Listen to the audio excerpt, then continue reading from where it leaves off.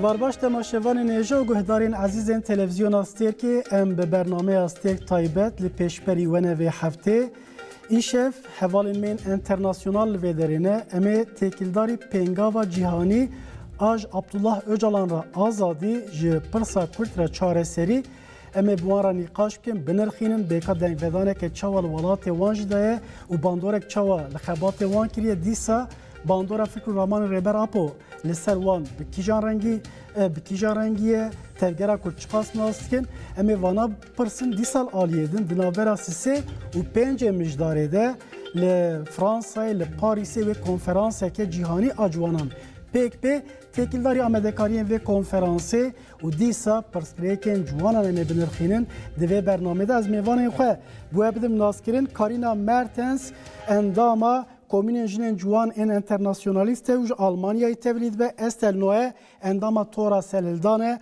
ew jî ji Fransayê tevlî dibe bi awayeke Skypeê lê stûdyoyê jî mêvanê me hene. Federico Salvatore endamê Defend Kurdistan ji İtalyayê bi xêratî heval, Livio Zanetti endamê Komînên Ciwanên Enternasyonalîst ji Almanyayê bi xêratî heval, Newroz Yilmaz endama jinên xwendekar a Kurdistanê heval tu jî bi xêratî. Îca bi destûra we em ê bi hevalên ku bi Skypeê niha bi merane em ê bi wan re biaxivin bi hevala Karîna Mertens em ê dest pê bikin ji ber problemên teknîkî carna çê dibe pêşê em bi wan re biaxivin. Belê hevala Karîna em bi te ra dest pê bikin em dixwazin destpêkê fikra te têkildarî pêngava ji rêber Apo ra azadî ku di dê cotmeyê de hate îlankirin em ji te bipirsin. Bêka win çi derbarê vê pêngavê de difikirin kerem bikin. The liberation of Abdullah Öcalan. I'm sorry, I can't hear the translator well. He's very quiet. Can you tell us your thoughts on the campaign for the liberation of Abdullah Öcalan? So I think just like the freedom of Abdullah Öcalan is directly linked to the freedom of the Kurdish people, the Azadiya Reverapoy directly Azadiya Gelane tekildare. The Kurdish people aren't freed as well. Eğer So gele Kurd ne azade gelen dünyayı this campaign is just another step in a whole picture of fighting for freedom. And this campaign also for the Kurdish people and everyone all around the world, the women and the youth. او بنگاوی گرینگ جبو هم ازت کردن همو دنیا و جینن و جوانن همو دنیا. بله هم جهوالا استل جبو پرسن جبرکو لینگی کی گرینگ آوی پنگاوی لستراسبورگ که هات آویتن. هوالا استل چی د فکر درباره و پنگاوی دا وکه اندام تورا سرهلدان؟ As a member of the Serhildan network, what are the thoughts of the campaign for the liberation of Abdullah Öcalan?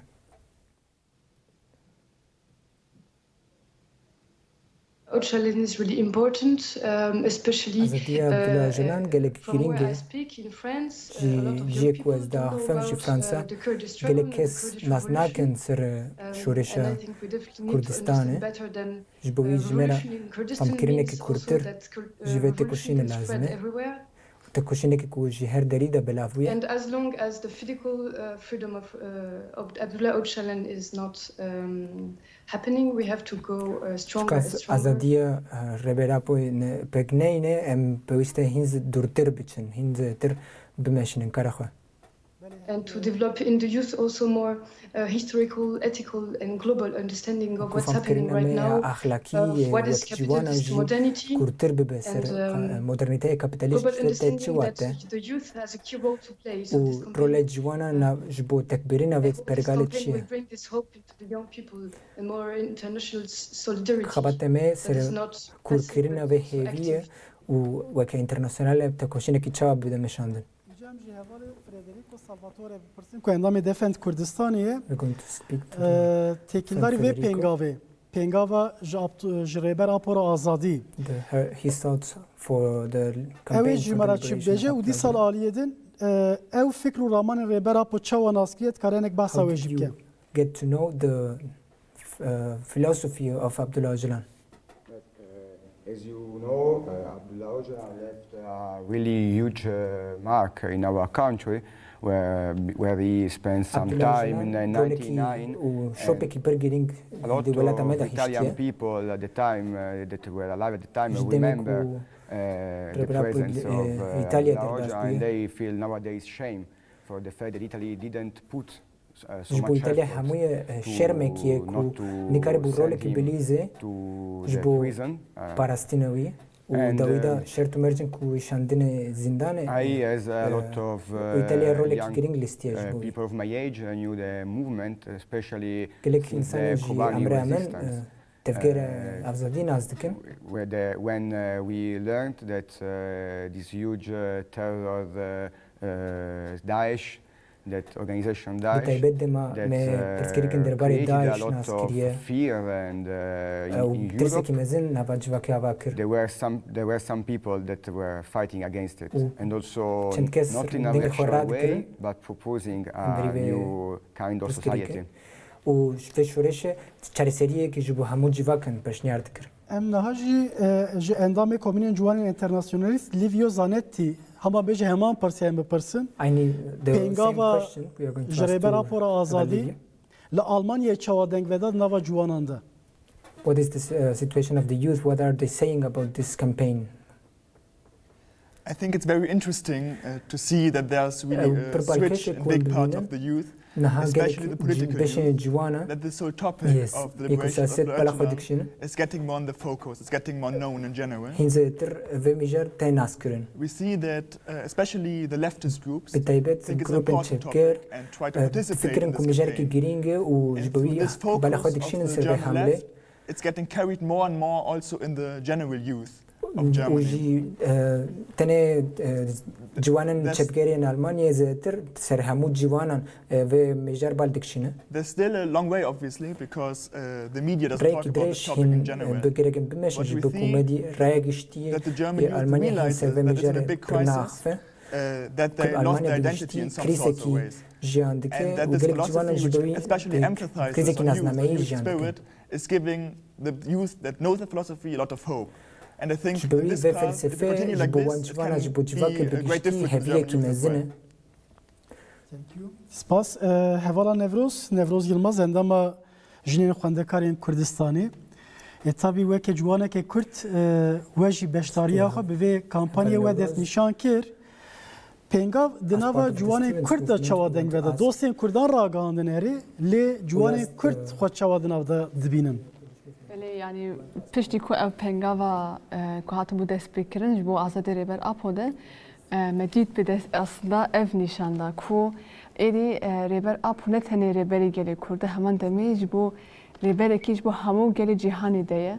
Bêde bi pengava yani gavekî pir giring jî da û ev jî taybet ji bo ciwanê Kurd jî hêzekî pir mezin bû. Veya jî taybet li herça parçê Kurdistanê û li derdorê welat jî taybet li Ewropa jî hatibûn nîşandayîn. Wekî li ragihandinê jî hatibûn nîşandayîn berê du roja jî tevger ciwanê şoreşker û tek û jin jî bêdera bi çalakiyekî bi daxuyaniyekî nîşandan ku ew jî tevlî vê pengavê dibin ji ber ku aslında ku herî zêde xwe derdora rêbertî dihawînin taybet ciwanan û jinin. Mesela ew gotina ciwan fedayê rêber Apo netine wekî gotinekî ye an jî wekî sloganekî tê penasekirin. Ew aslında bûye êdî felsefeyekî jiyanê. Ser vê esasê jî piştî vê pengavê ku hatibû ew dawxanî jî hatibû dayîn de jî li pir qadan jî çalakî jî hatibû çêkirin. Taybet li Ewropa jî tevgerên ciwanan bi çalakî cûr bi cûr ji bo azadiyê fîzîkê rêber Apo jî nîşandan ku ew ê heta ku encamekî were heta ku rêber Apo alê fîzîkî de azad bibe ew ê nav tevgerê de ji bibin li dawxanê xwe jî vê jî me nîşanda ku em ê êdî jî nav tevgerekî bibin û tevlî vê pengavê bibin. Belê. Em ji hevala Karîna bipirsin niha dema tê gotin pengav bi pêşkete hevala Karîna. Lê çiqas hayê ciwanan çiqas hayê civakan ji paradigmaya rêber Apo a ekolojik demokratik û azadîxwaziya jinê heye ulgoriyê wê yekê di nava vê pengavê de cî digirin. The women's liberation of the ecology and the democracy of the peoples. How do you see this topic? well, for us as young people, this the whole means perspective, because we are currently living in a world and we're being oppressed.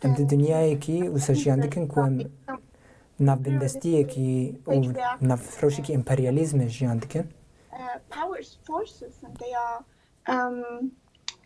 they are oppressing us, the youth, and especially us young women. The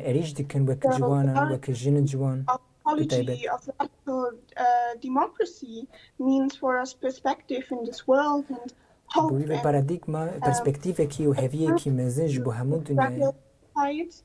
and to win this struggle, to win this fight, that there is a society, a democratic society. Society is possible. For us, especially as young people, this means a lot.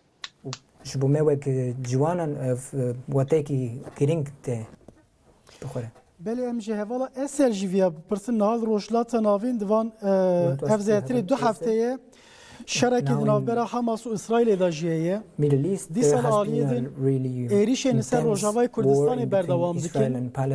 Li gelek deverên cîhanê û rojhilata navîn şerekî dijwar berdewam dike.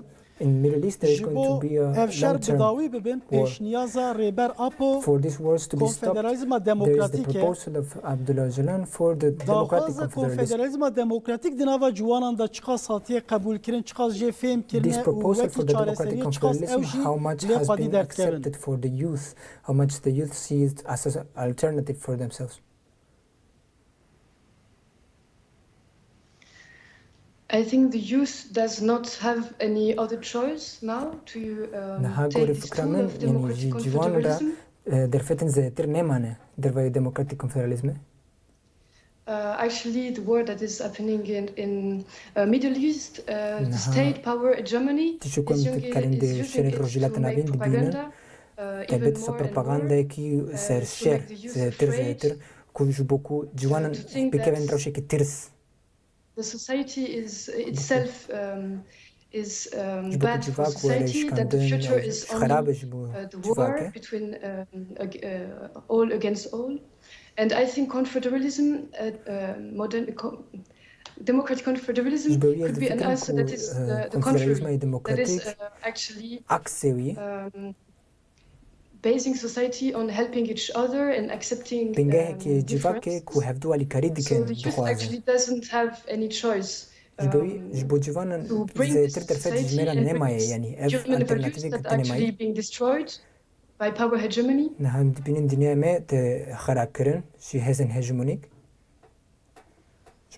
for this, the youth needs to be organized and to be more to organize.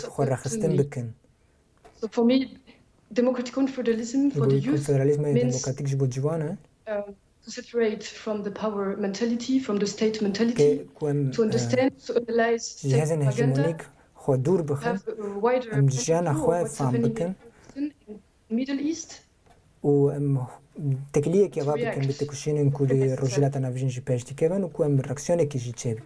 Spas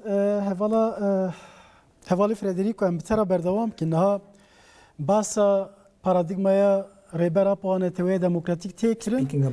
Li İtalyayê li ser fikr û ramanên rêber Apo gelek çalakî hatin pêşxistin. Divan çalakiyan da jî medît ku li ser pêşniyazên rêber Apo nirxandin tên kirin.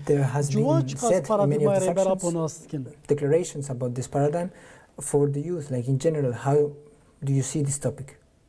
Yes, I think it's the paradigm of Rêber Apo as a really big attention from the young people. In the last year, we faced a lot of economic crisis. We faced the crisis for the health issue with the pandemic of coronavirus in Italy was really strong. We faced the time of war, the escalation of war. So in Italy, as younger you are, as long you live in a crisis time. And so the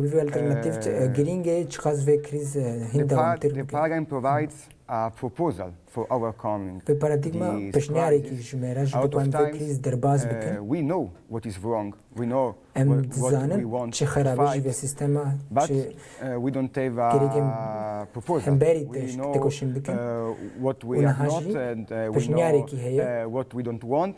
Em dizanin em çi naxwazin. Has provided to us also a concrete proposal to present Una to have society. paradigma This is peşniyareki the sumut most şember important jimera things dide when you take voice.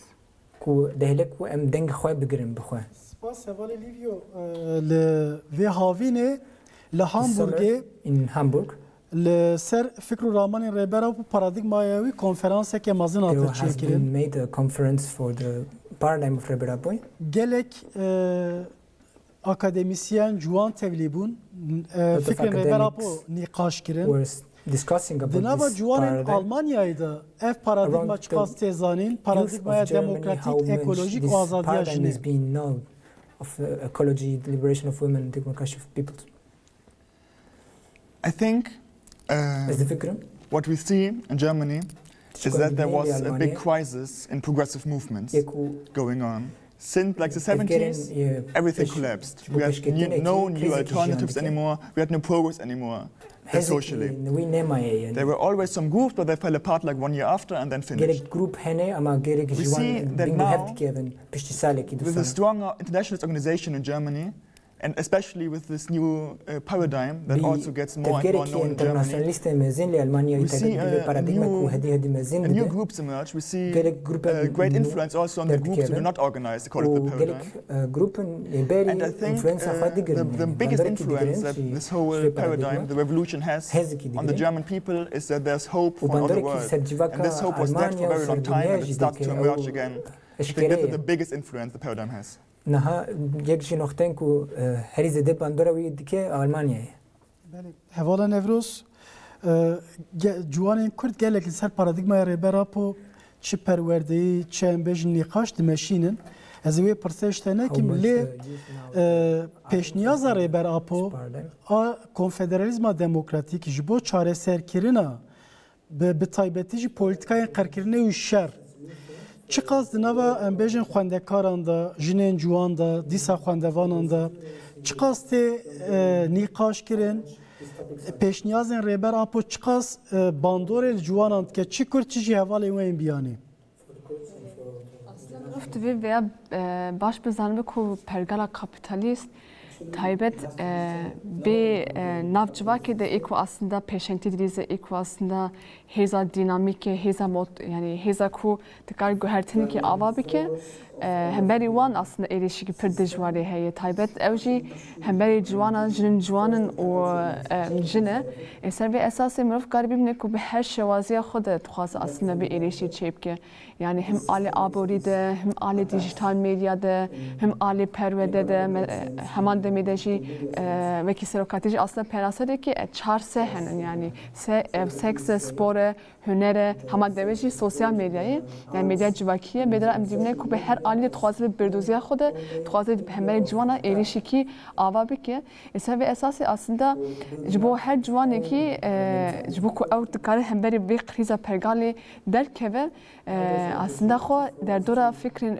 ramanê rêber apo paradigma rêber apo xwe dihawenînin ji ber ku hemberî ev pergala kapitalîst e rêber apo tabe ji bo ciwana ji bo jinên ciwan veya pêşwazîkê ku çawa karî jiyanekî nû ava bike hemberî pergalaya kapitalîst aslında ev paradigma rêber apo ya konfederalizma demokratîk jiyanekî alternatîf nîşan dede mirov çawa karî bike ji ber ku taybet ciwanên Kurd êku li Awropa dayîk bûne mezin bûne bi polîtika pişaftin jî rû rûmanin yani ji asla ji xebûna xwe pir dûr in yani xwe nas nakin û taybet jî ev ji ceb xwendekaran jî mirov dîbîne ji ber ku ew dizanin ku êku aslında dikare pêşengtî nav civakê de bilîze xwendekarin ji ber ku hem alê rewşenbîrtî de alê ronakbûyîn de jî herî zêde ser wan êrişîkî heye mesela mirov dema ku dibistanên dewletê an jî zanîngehê dîbînin ev aslında wekî zîkoratên hemdem mirov kar herîkî penase bike ji ber ku hem alê birdozî de dixwaze vê de qadrê xwe pêş bixîne ji bo vêna jî taybet wekî xwendekarên Kurd wekî jexekî hemberî wê jî xebatekî tê meşandin yani hem alê perwede bûyîn alê akademî bûyînên de fikrên rêber apo li her derê belavkirin taybet wekî xwendekaran heman demê ne tên xwendekarî Kurd xwendekarên Enternasyonalîst de jî xebatekî perwerdehî alî rêxistinbûyên de jî tê meşandin. Ji bo ku heman demê xwe berhemberê vê pergalê xwe rêxistin bike ama heman demê de jî ji bo ku fikrê ber ap û belav bike. Li ser vê esasê de jî niha de jî em dîmin ev xebat jî tê meşandin alê me de jî alê jêxekî yêxekê de jî li her zanîgehê de jî niha xebatekî tê meşandin û ev jî tabîkî giring e yani ji ber ku yani êku dikare aslında guhertinekî ava bike hêza xwendekara ye û ser vê esasê jî ew xebat tê meşandin. Belê em bi hevala karîna re berdewam bikin. Hevala karîna niha rêber Apo 25 sala di pergala İmraliyê da tê tecrîd kirin. û hêzên komploger hê jî bi rê û rêbazên cuda dixwazin vê tecrîtê jî kûr bikin. Gava yekemîna pêngava cîhanî ji bo şikandina tecrîtê ye. Step for the freedom is breaking up with this isolation. Ciwan çawa dikarin vê pêngavê ji bo şikandina tecrîtê mezintir bikin, zûtir encam bigrin. Grow up the struggle for breaking this isolation. Well, we as youth, we as young people, we can take a forerunner role. We fight our struggles with a lot of passion. It's what we've already offered. Just like Rebarapo Abdullah Öcalan said himself, youth strive freedom is unstoppable. So we as young people fighting with other campaigns to fight for his freedom because without we as so we have to use our passion, we have to use our unity and people in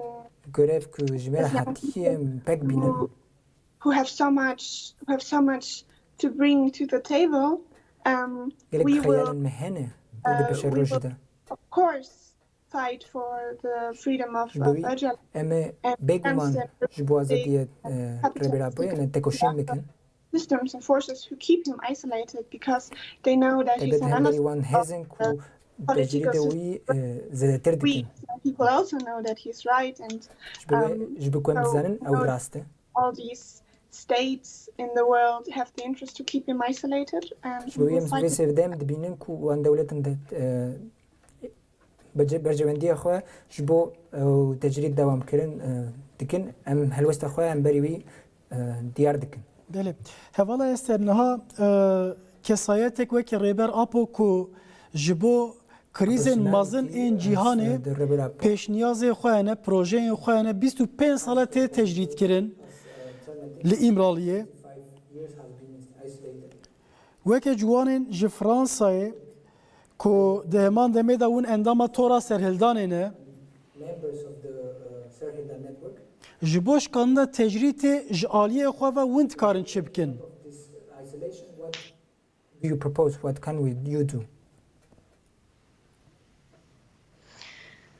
I think we have as youth to use every tactic we can. همو تاکتیکن دست میده ام بکاربینن به اوایک رخصتنی. Possibilities we have to همو speak دفتن in دست the خدا. street to بکوام کلان دا باخ به جواکه. negotiate to بکوام civil disobedience, دانستاندن to آبیکه. information, self-education, solidarity campaign. I think we چالکیم really have to use ساعت سیویل چکن. try to free Rebel Apo بکو and آزادی rebel Apo ممکن ببه. because actually in اما France I think کوام وان چالکیم به اوایک there's a lot رخصتنی of چکن. emotional گرینگ. reactions. For example, there's a lot of riots and demonstrations. نه هم دیدیم که گلک سرهلدانه چه دبن گلک چالکیم چه دبن. اما به اوایکی بر رخصتنیه. Oh, I think militancy and revolutionary struggles has to be understood. پرسا میلیتان بونه و تکوشینه جمعه پر گرینگه. In every part of the society. So as youth و we have to جبو play همو بشن جواکه. and to really make connections with the women, with the youth, with the students, with the peasants, جبو with جوانان پرگیرینگ کو به جن به خواندکار به جوتکاران تکیلیه و بکن پرگیرینگ کو جواب وری گل هف و کو همو کم ببن درباره فکر نرامان ربرا پویه حوالی فردریکو نها لولات ایتالیای in your country in Italy gelek şaredari mafhem welatîbûnê dane a lot rêberabû of city halls were speaking about the paradigm of Reberabo bawekî sembolîk in a symbolic space. lê em wisa zextekî mezin ji aliyê siyaseta İtalyayê da li ser Tirkiye nabînin ku vê But we don't see a big pressure tecrîtê bi dawî jî bike to Turkey for this isolation to be ended up.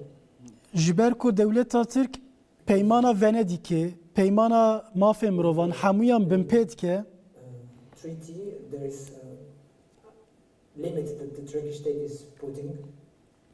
Di vê warî de ciwanên İtalyayê çiqas karin bandorê li hikûmeta xwe ya jî siyaseta xwe bikin ku tecrît bişke. How much they can make a struggle against this for this isolation to be broken.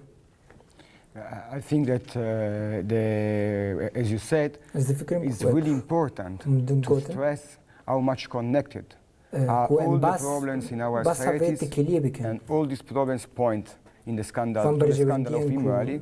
And for example, Italy has a really strong connection with the government of the Iraqi Kurdistan.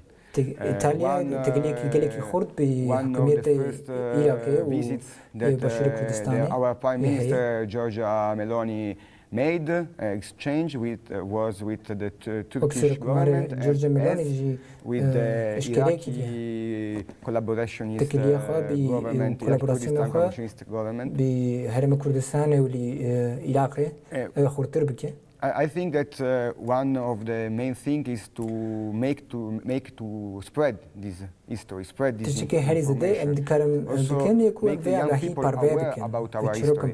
Italy and Turkey share common nature in the sense that they were two countries in between the two different Ig powers in the Cold War.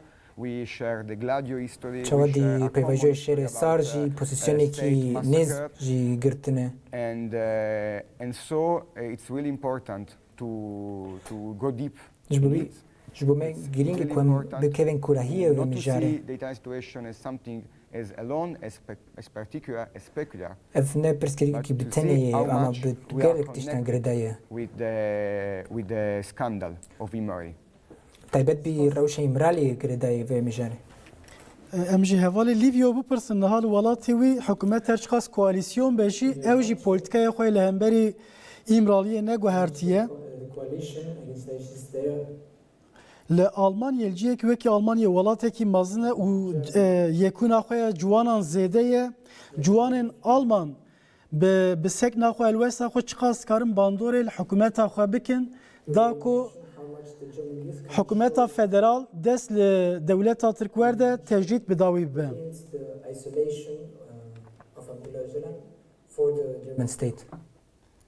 I think we can do a lot. Can do very much. I think, of course, every system depends on the youth. Because we are the ones who make the future at the end of the day. So if the youth starts to realize their own power, which they at the moment do not, most of them do not realize how powerful they actually are. So if they realize this power, and I think the paradigm of Öcalan can be a great help in realizing this power, they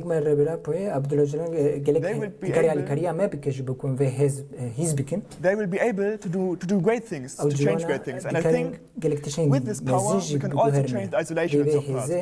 Because the German government is very essential in this isolation. Without the German government, it wouldn't be possible to uphold this isolation. So when we as German youth start to build up this pressure, realize our power, we can really make a big difference in that isolation as well. وقت Ciwanên Alman em dikarin gerek tiştan biguherin aslında di ve mijare. Hevala nevroznaha heval ji Fransayê ne ji Almanyayê ne ji İtalyayê ne û gelek hevalên din ji ber ku îmkana me ya stûdyoyê tune bû em hemû ciwanan li vê derekê kom bikin. درباره ریبر اپودا فکر خو به وی اوایتین زمان کد بین لازمه مش بوی تیب کوشن اف چقاس تیب کوشینا جوانین کرد موتیوت که جبو آزادی ریبر اپو فیزیکی جبوش قانونا پرگالا تجریته aslında müruf dibine ku naha berxodana o tekuşina heri iku navenda yani navenda hamu tekuşina berxodana naha pergana imrak demeşandın ve peşekte reber apot demeşandın yani avqasi tercih iku ser reber apot demeşandın serbe esası jiber ku teslim reber apot teslim nabe berxodana ki primezin şeriki primezin demeşine jiber ku ev şeriku reber apot demeşine şeriki hemberi modernite kapitaliste yani ev aslında şeriku naha demeşandın fikra شهر مدرنیت قابلیت مدرنیت دموکراتیک و نونداویش ایمرانیه. اصلا اساس جهان کو اصلا فکر ریبر آپو دمشاندن دنجیان کرن نا ایرشی دجواری هیج علی هیزن قابلیسته.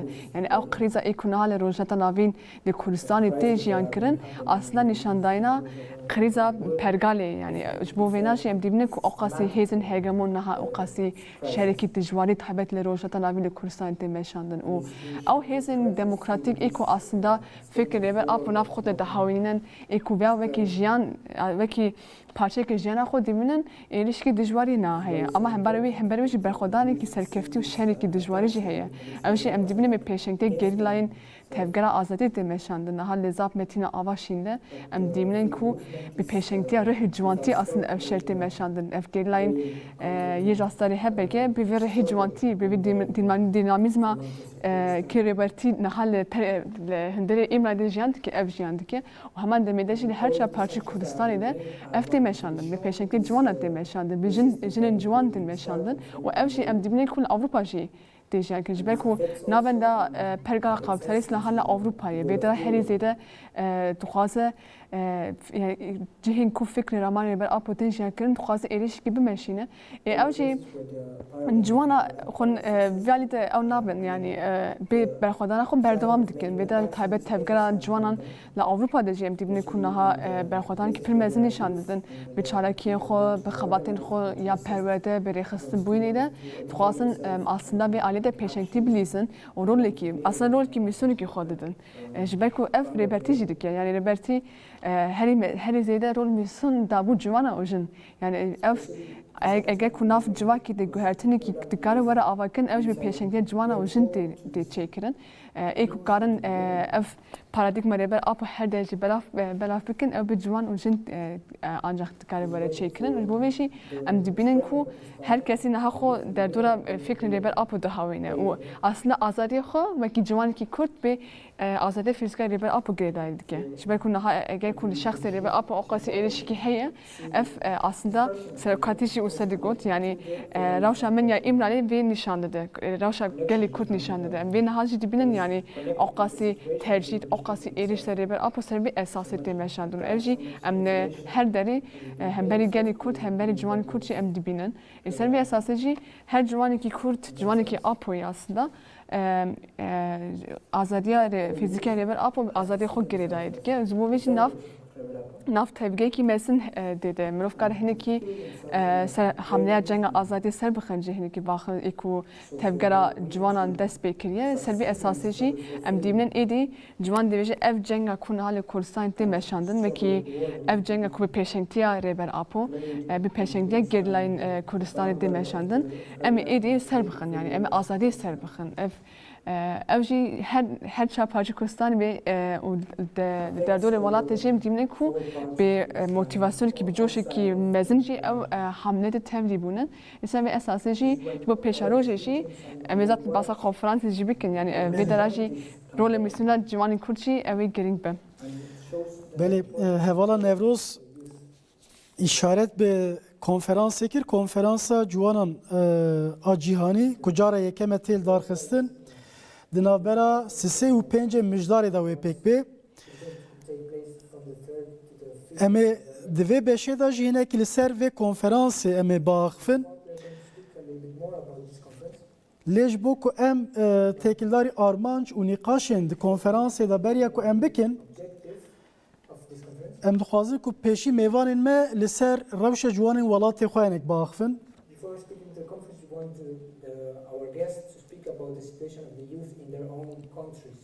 بله ام به هوالا کارینا دست پی بکن لولات و روش جواک جوانان دناوا جوانان دا جوانین جنین جوان به چه حالیه به چه آواییه پرگاله که مدرنیزم لآلمانیا هاتی آوا کرن نزیکاتیه که چه وال لهمبری جوانانه What kind of attacks are being made against the youth right now in your country?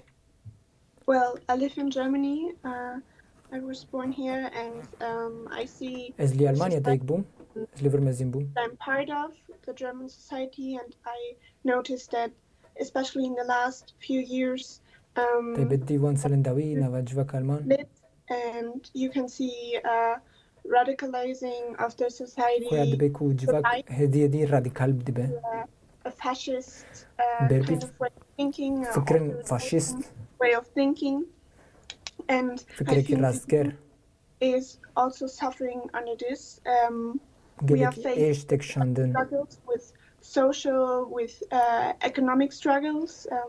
The educational system putting a lot of pressure on young people, and everything is very dependent on the social and economic background.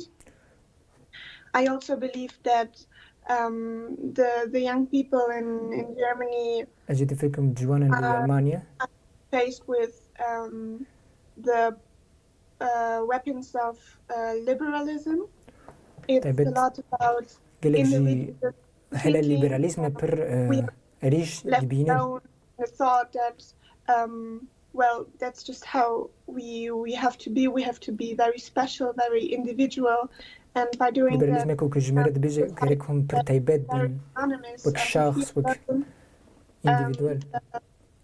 pandemic, the COVID pandemic, really were isolated, and now we have to organize the youth, but everything is very private and it's very difficult to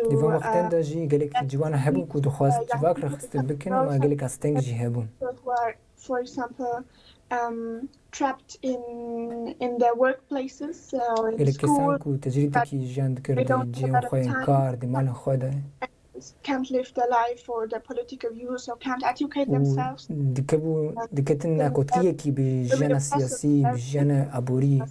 Young people. برکو هوال لیویو جی آلمانیه ام جی همان پرسم پاشم در باسی هوال استل ببین. Same question to Heval Livia because also from Germany. نه هوال لیویو تل کارینا گوداری کر. جعالیه خواه تچه و شیروت که روشا جوانان دناو آلمانیای ده. What is the situation of the youth in Germany? I think Karina mentioned it also very well, and I agree with all the points you said. I think we see one very radical thing, and that the youth is made to believe that being young is something very bad, and they need to go out of this phase. And okay, tamam, they can be young until they're 18 or something like this, but then they have to work, and then they have to become adults, and they have to pay taxes and stuff like this. You see that this propaganda is working a lot, that many people really strive to be older than they are, they strive to end this youth phase, because, you know, when you're adult, you're going to find all this very not good, all the things you did as young. I think the most radical attack we see right now is the attack of militarism. Since Ukraine was really tense. There are loads of advertisements, you should join the army. This is a career path, a future for you, and you will find your place here. Even stuff like mandatory military service is back in the discussion.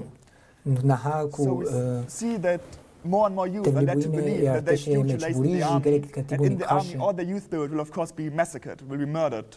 No youth spirit left. And this is a very dangerous attack. But we also see that there's still a lot of resistance in the youth. We see that the youth is still the most dynamic part in Germany as well. We see that whenever there is like riots, whenever there's big protests, it's always spearheaded by the youth, also in Germany. But we also see that whenever youth in Germany starts to disagree with the systems, they get very heavily attacked. I want to make two examples of this. During the Corona pandemic, I still remember very vividly, whenever there were like 10 or 15 youth just spending time in the park in the evening, there would be like 20, 30 police officers just beating them up, saying, go away. Which is absurd, because we still have to be in the classroom with 30 other youth the entire other day, but we can't spend time in the parks, for example, like this. And also, right now, when you look at Berlin, the city where I come from, we see a lot of youth assembling in the streets to protest against the war in Palestine. And we see these youths getting very, very brutally attacked by the German police. And I think in this protest in the neighborhoods of Berlin, right now we see the two things. We see that it's still the youth that stands up first, that rises up first, that finds the most radical solution. But we also see that they get attacked very brutally.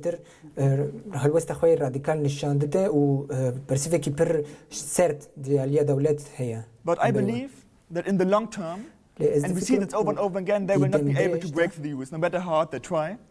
And time when we keep organizing, we will eventually be able to beat the grip the system tries to hold around us.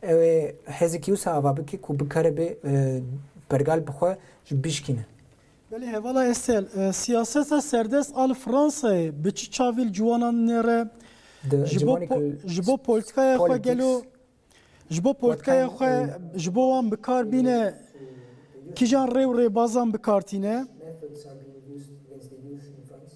Ciwan dikarin çare nûsa xwe bi destê xwe diyar bikin li Fransayê. What kind of methods of way can the youth clarify for themselves in France? In France, there was recently few social movements, such as the one against retirement law, against assassination by the police, and now in solidarity with Palestine. But for each one of it, there is no long-term view, there is no strategy, no organization. There's no common shared philosophy, I would say common spirit, common approach. And I think this is a result of the special warfare of the states. That was also and already playing big role into the Yellow movement, for example. That is more known. So actually, I would say that resistance culture in France is more performed than really able to bring change. The youth is tired, is also falling down into nihilism, depression, this is the effect of the whole education system, the whole gerontocratic system, the pressure parents put on their children because they just reproduced state mentality that is trying to exploit the youth for its own interests. So this creates a need for the youth to have their own comfort bubble. This is also the effect of the whole individualist propaganda. Intense propaganda. And this combination, the need of a safe zone and also the fear with all the future and the crisis is also creating nationalism. I would say that still the whole society inside of the youth is still alive, but capitalist system really tries to kill this youth spirit, to make the youth old.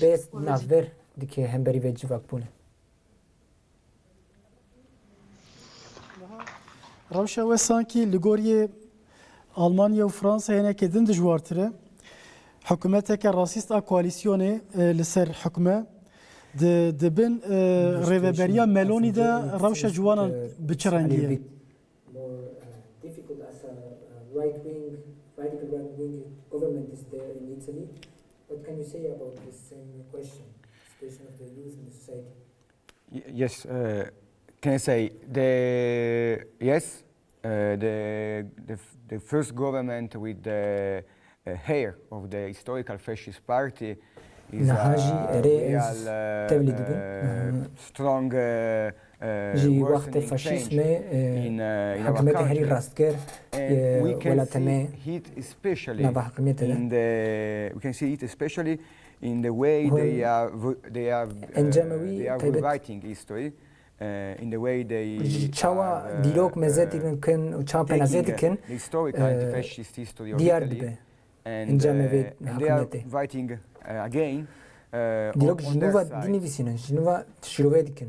But on the other hand, I would like to say that this government is not different in the basic content than the last 20-25 years of governments in Italy.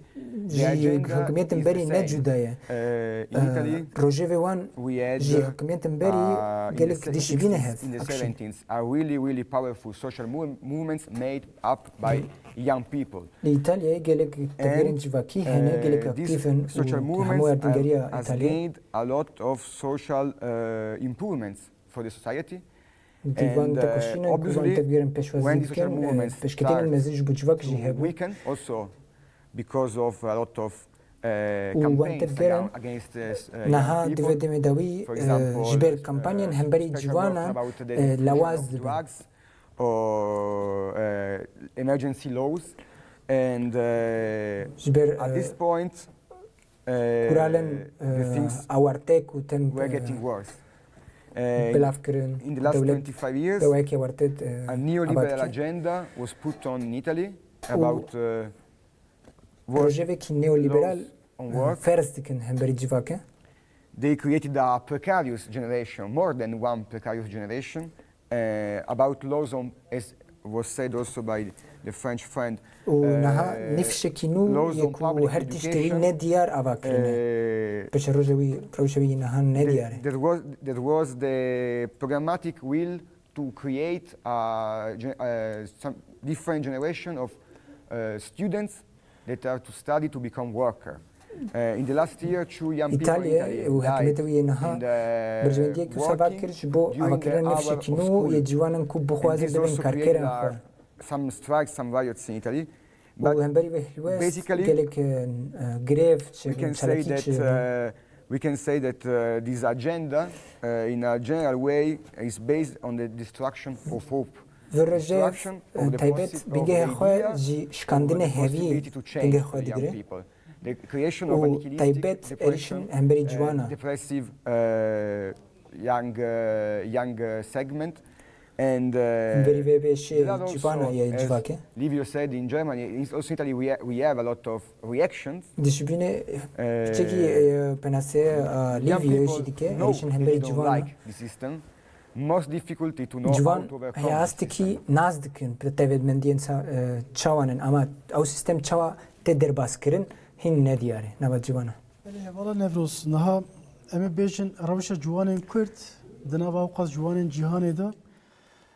Walatê wan ji xwe çarparçe ye. Dîsa li derveyê welat yekûneke mezina ciwanên Kurd ye. Xwegandina hev avan ciwanan û teheyyülkirina ser paşerojeke azad a ciwanên Kurd bi çi awayî dikeve nav tevgerên ciwanan? Belê, yani aslında mirov divê hinekî rewşa ciwan Kurd tuda binirxîne ji ber ku gelekî bin dest e. Hinci geri yani Kurdistan hinci hündürü dagîkerî de ye. Serve esası aslında nasnameyên eko dibindestin hin zêtirin. Yani hem ciwan hem jinên ciwan Kurd, Ancî Alevi, Ezidî. Ev hemû de her ciwanên Kurd de yani hemû ciwanên Kurd ama ev nasname nav xwe de dihawîne servê esasî jî herî zêde servan nasnameyan jî êrişî dijwarî de heye. Ji ber ku welatê te nav dagîkerî de ye. Dagîkerî ne tenê alî fîzîkî êrişîkî heye. Hem alî îşîşmedî de jî heye. Mesela dema ku em rewşa ciwanên Kurd li her ça parça Kurdistan mêze dikin li her alî de berê û rêbadî ji herî taybet êrişîkî tê meşandin taybet em dibin li Bakurê Kurdistanê de bi polîtikaya matên hicbir, alî sîxûr bûyîn de heman demê de jî ji alî xebûna xwe dûrxistin de hewl didin ku ciwanekî ku pasîv e, refleks nîşan nade, ji bo welatê xwe bira tişkî neke, dixwaze wisa nasnameyekî ava bike. Li heman demê de jî li Rojava, li Rojhilat li başûr de jî ev polîtika tê meşandin. Eger ku ciwanekî hebe, ê ku hemberê wê de jî têkoşînekî dimeşîne, ê ku xwe nas dike, vê wekî tawlîkek mezin dibîne. Ya divê jî ya tu pêwîstî derkevî ji wê welatê, an jî tu pêwîstî wekî min bibî. Li serve esasî jî bi polîtikayê şerê taybet dixwaze wan ciwanan ji welatê wan dûr bixînin. Wan bir koçberi aslında doğaz zordari wan derxevan ji walatê û tên Avrupa'da ev jî tabii ki vê dera jî bandorekî pir mezin nîşan dide taybet hem ciwanên êko ji Kurdistanê derketin hatinin hem fex nakin ji bo aborî jî bê ji an ji bo siyasî jî bê eger ku tên vê dera jî ev hemû yani zaten parçayekî şerê taybet e heman demê de jî ciwan Kurd êko li vê dera dayek bûn mezin bûnin jî bi van rêbazên şerê taybet jî rûberû dimînin ji ber ku polîtîkayên devletên Avrupa cudanın hem bere ciwanên Kurd, ciwanên Êzidî, ciwan Alevî hew dide wan wekî qadrekî devlet jî pêş bixînin vê polîtîkayê pişafteyê dixwazin wan ji xebûna xwe de dûr bixînin ev jî rastiya wê nîşan dide ji bo vê jî aslında hîn zêtir pêwistiya rêxisibûna ciwanan heye yani hem berî van êrîşan hîn zêtir aslında feqa xwe şiyarbûna xwe de pêwîst e heberê wan xwe rêxistin bike ev jî tabii ki bê perwerdekirin bê rêxistinbûyên tê çêkirin heman demê nav tevgirê bûyînê de ev pêwîstî were meşandin zaten xebatê tevger ciwan şoreşkir û têkoşîn ser vê esasiyetê meşandin hem xebatê taybet bê pengava cenga azadiyê serbixin em dibînin ku pêşketin girîng jî hatin meşandin hem xebatê perwerde hem xebatên rêxistinbûyên heman demê alê çalakî de xebatên girîng hatin meşandin pêşerojê jî ew ê hîn zêtir jî ew xebat jî were meşandin. Niha di navbera sê û pêncê mijdarê de ew ê bi duruşma ciwan dîrokê dinivîsînin konferansek were darxistin. Conference that is going to be held under the slogan of the youth is going to write history. It's going to take place. Ez bi xwe wekî rojnamevanekî di 2012 de min konferansa ciwanan a Amedê mişopand. Di 2015 de konferansa ciwanên rojhilata navîn li Kobanê hatel darxistin li Rojava. Niha jî cara yekem e ciwan bi xwe konferanseke cîhanî dardixin. Tabii heyecanekî jî çêdibe ji ber ku xelasiyekî tenê çênabe ne ciwanên Almanya ne İtalya ne Fransa ne jî ciwanên Kurd bi serê xwe nikarin rizgar bibin ji pergalê.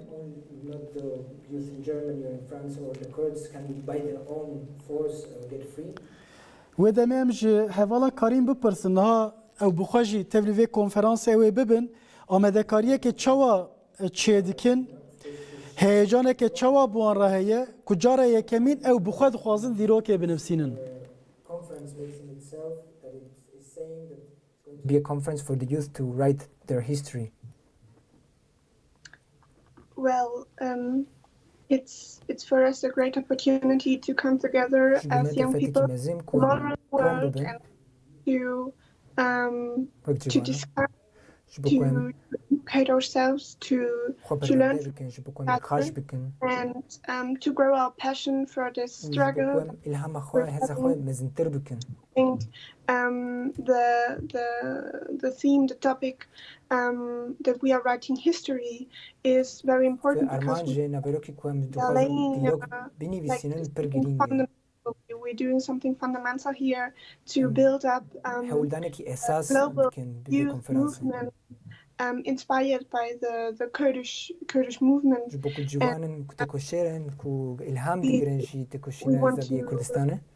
We want to also discuss and have a lot of discussion and also maybe fight a little bit with each other.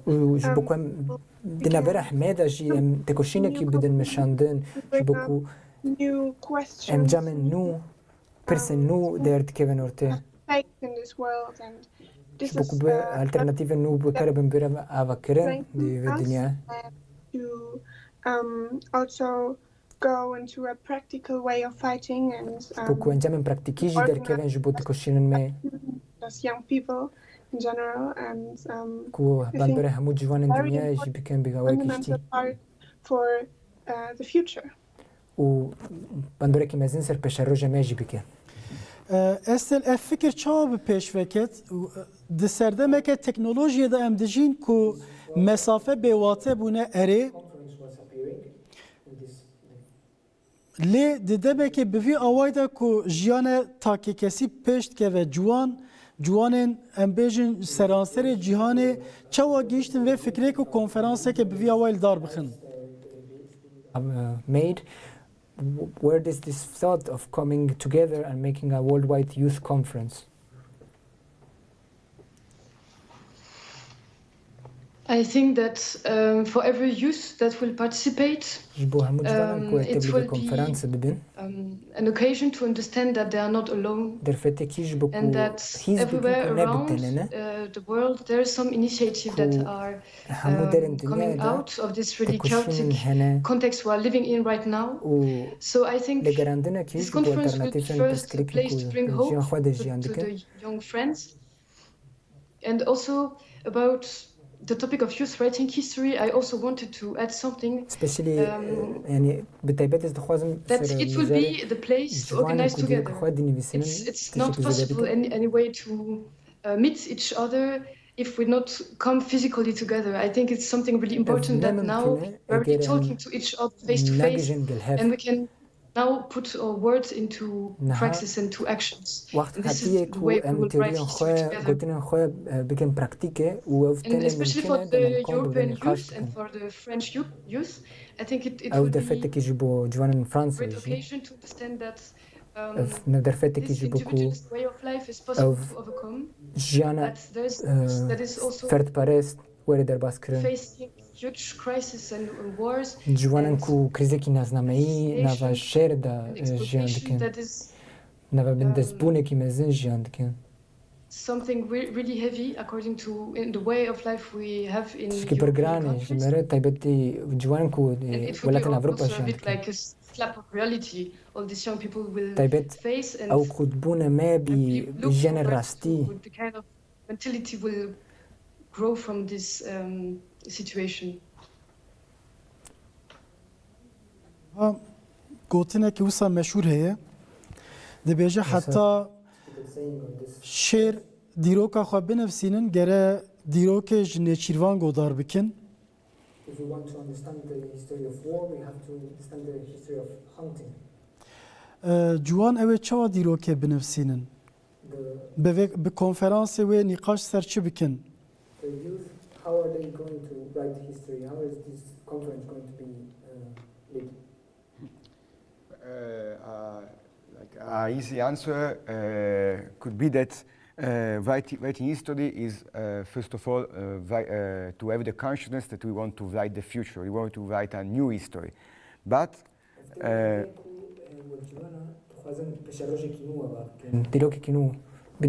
but on the hand, I think that under this idea about to write history, the importance of history is also a gaze into the past. Why? Because history we know is always been a battlefield where the master, where the conqueror, where the colonialist everyone until now. The history we know in school, the history that we take as a reference, is the history told by them. او دیروک ام بگرندس کو جمره هاتی بگوتن دیروک کی کو جیالیه سردست باش سردست جواک هاتی بگوتن. And also one of the point of this conference will be to look deep in our history, to look deep in the hidden history of the young people, in the history of the colonized people, in the history of the radical movements of all the women punished for their freedom between the Middle Age and the modern age. And to understand that writing the history is to write the history for the future, but also to write the history of our past, to understand how to act in our present better in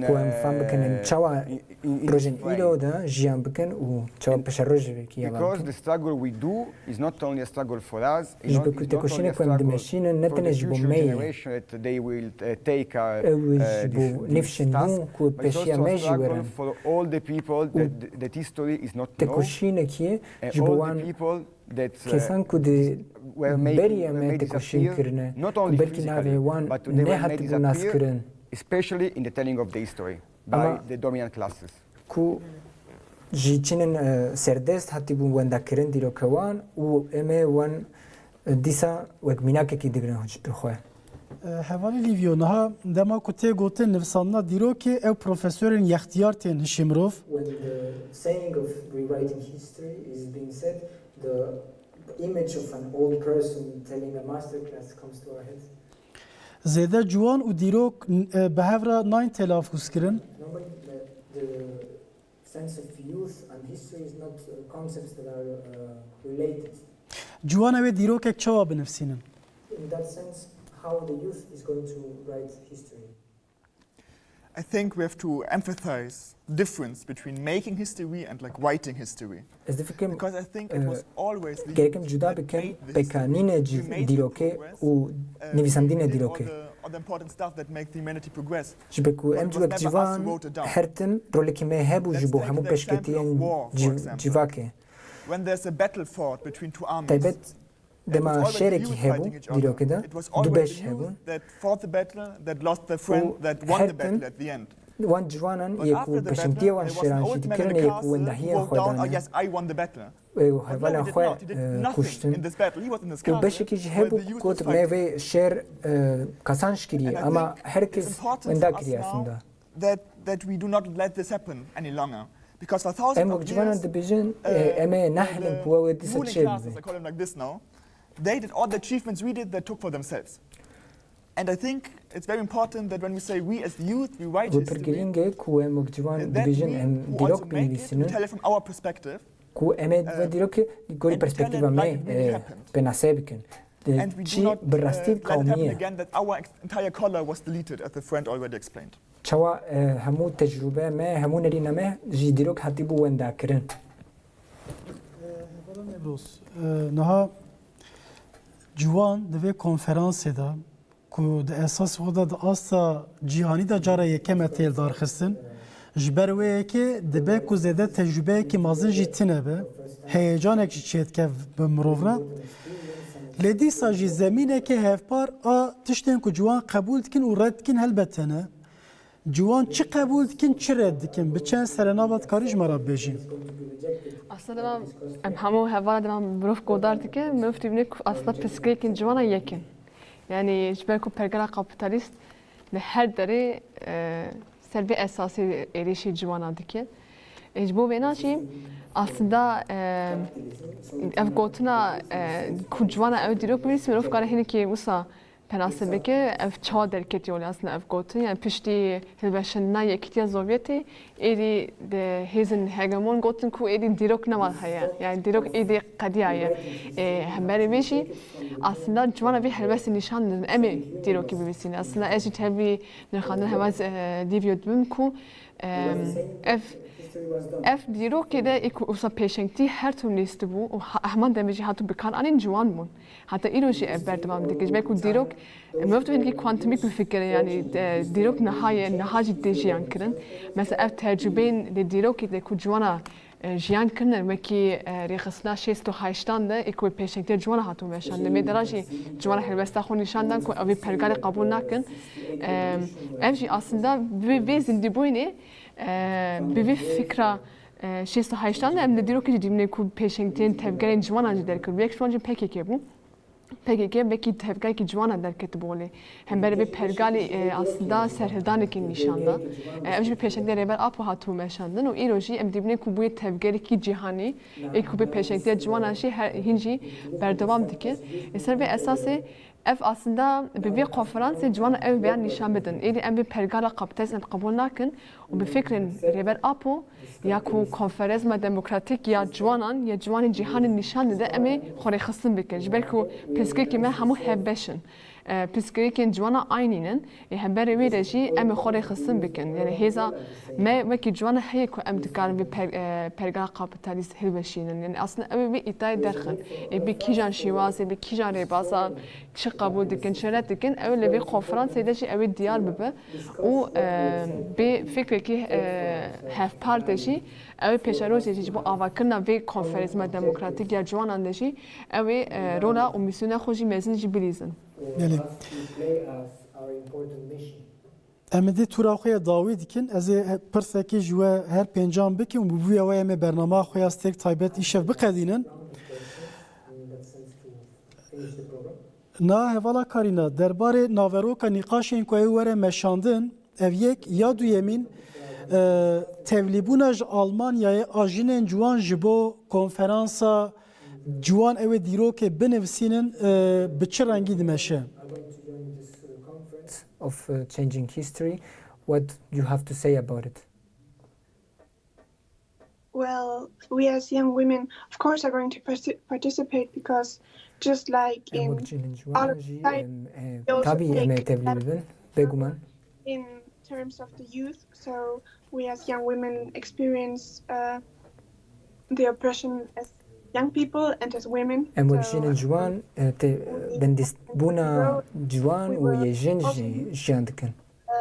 This opportunity of the conference to discuss with our male friends and to come together and to meet each other, because just like said, we have to get in physical touch. We have to meet each other physically. And especially for us women who are being so much isolated, and especially they put us against each other. So we as women aren't together, but especially women as girls, as girls who are entering womanhood, we need to stick together.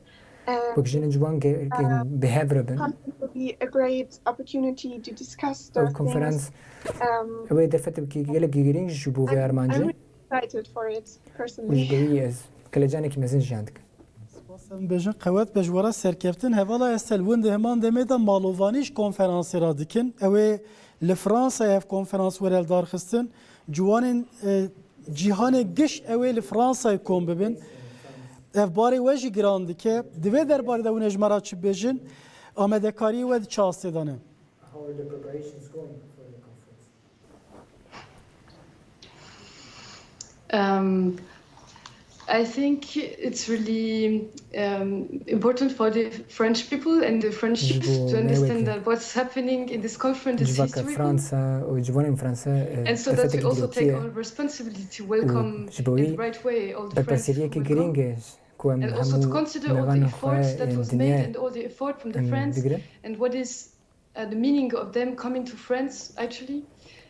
وتاكي كون جريك سرب فكرن شكاز زحمتي درباز فين وان الماش بوكو بيجين فرنسا بوكو سينور درباز بكن بسكريكن كود جانا خويدا جان بكن جريك بري بكار بنجبو بيجين actually trying to جبوي وكما دكاري هولدن دكاري بدن جبوكو And also I think it's something we are working on to make the conference more known, because in each region of the world such event is happening, everyone around should know about it, like in the local place, every youth should take part of it. So it's also something we have to spread in the social media, journalists, and also inviting all the youth that will not participate as a delegation also follow it. And to know what's happening and what will come out of this conference, what will be the thoughts and the discussions. So it's something, a work that is that is done before, during and after the conference. It's actually a lot of work, but it's something we are doing with a lot of joy. Yes, I'm really patient actually in all the جبوي كالجاني من الجهة جبو انجاموي. قوات بجوارا جي هوالا استل هوالا فريدريكو أجندة يكوي تايبت وك جوان إيطاليا هي يكون دبن في كونفرنسي برسكي وسا تايبت و أود أنجاما نقاشيون دمشندا تيسينة كتشوا باندورة كتشوا a konferanse ser Ciwanên li İtalya jî be. Making as Italian youth, what kind of impact do you think is going to make in the movements that are present there? I think that one of the crucial and point that unites the struggle of the young peoples in all the countries is the ecological issue. In Italy, if we see to the struggle and also to the young people struggle that nowadays are present, all this relates with an Italy that is hidden in the mainstream narration. In the mainstream narration, Italy is made by maybe 4 or 5 cities, but the reality is the most majority of Italians live outside the cities in a very natural, beautiful country, but that in the last decades was systematically destroyed by mafia and corruption, public works. Korupsiyon u kudkirine civake peşketibu wandrani project in Susa Valley and the historical struggle against it. I think if we Kombuneki litorino je questem hebuj derbare tekoshine hemberi projen Susa Valley in Italy. We can see it in this plurality of territorial struggles. But what is the limit? Is that they are isolated, and so we need a movement like this. We need a conference like this to bring together all these experiences and to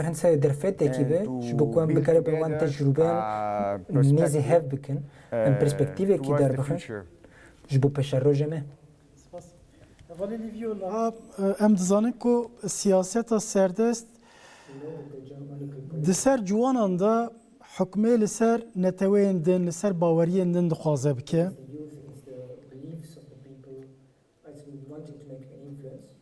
Heta ciwanan dike raqîbên cuda ê müsabakayên sporê jî.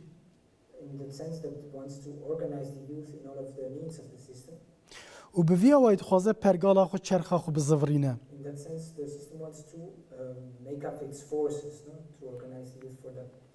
Li dijî vê pergalê di konferansê de wînê bigêjin kîjan biryara çi nîqaş bikin û ew ê îtiraza weş çira be? With this conference, with kind of objectives you are wanting to focus on and what you want to do. That's an result. I think the most important part that this conference can play for us is to show us that the isolation that we feel sometimes, that we feel like we're on our own and nobody can help us and we're against all this big system. This is not true. The system may be connected all over the world, but so are we as youth. There's resistance everywhere and we're going to meet a lot of the resistant youth all over the world. And I think when we feel this connection with all the different struggles in the world again, when we get their hope, when we multiply our hope, I think this can make a really big change in the German youth. And of course, not all of the German youth can participate in the conference as it is, but I think it's our task, people who have the privilege to actually go there, to bring that feeling of hope, to bring that feeling of being connected into the German youth in general. I think this is the great opportunity we have in this conference, to show a sense of unity of the entire youth, entire world, and multiply our hopes in Germany and all over the communal و هفتوا لي كار اماوا بكن وموسا بلاوی دنیای بکن. نوروز گوتنا داویشتر اما مباحث کنفرانس جوانین کرد 2012 آل آمدی کنفرانس 2015 روشلات ناوین نهاج 2023 کنفرانس جوانین جهان دکن وم بکیجان داخوازان بکیج امبیجن با آجانده که چاون تبلی و konferans edibin weke ciwanekî Kurd. Yani aslında eko herî zêde nav êrişî deye eko heman demê de jî dixwaze xwe azad bike ciwanên Kurdin. Yani ev ji bo pêşarojê ji bo avakirina aslında xwe wekî aslında vê paradigma rêber apo eko xwedî dîbîne aslında ciwanên Kurdin. و همان دمیده جی او کنفرانس اکوور چیکرین جی اوی پیشنگلیا جوانی کرچی اوی بره مشاندن اوی به گرسه کی مثلا جی امی جی تبلیغی کنفرانسی ببینم و مدرجی امی aslında ve nişan bilin ku eri iku fikre ber ap ev xadi derkeve iku peşenkti evle ve peşaroje jibrize bu azade fizikare ber ap iku peşenkti librize ev juan apoyibin ev tevgra juan apoyibin و ev jî ser ve esas jî demek ku le konferans niqaşan jibare meşandır encama ku ev derkeve ev bir rengi xo به فکر خودش اول تبلی ببرسه و اساسیجی جبو آواکرنا اصلا جبو کو آواکرنه کی تکوشینه کی مزنده اوی رولا خو نشان بده و سر و اساسیجی اوی تبلی بی کنفرانسی ببه. بله هوالا استل کارینا فردریکو لیویو و هوالا نوروز ام سپاس کن جبو تبلی بونا و وان نرخاندنان ام سرکفتنه جوارات خوازن. We want you victory. بله بینری نیجا ایشف دی برنامه ستک تایبت هم پنگاوا جیهانی آج عبدالله öcalan را آزادی ج پرسکریکا کورد را چاره سریا سیاسی مویه که نقاش کرد به Ciwanên Enternasyonalîst û Kurd re û dîsal aliyedin konferansa ku bi duruşma ciwan ew ê dîrokê binivîsînin di navbera sisê û pêncê mijdarê de ew ê were darxistin amedekariya konferansê li ciwanên ku beşdar bûn basa rewşa hemtayên xwe yên li welatê xwe kirin û destnîşan kirin ew ê bi kîjan ajandayan biçin vê konferansê em jî serkeftinê dixwazin ciwan re û wekî televizyona Stêrk em ê vê konferansê jî ji bo we bişopînin heta ev dîtineke din. Her şad û bextewar bin. Dem û çayên we xweş be, dem baş be.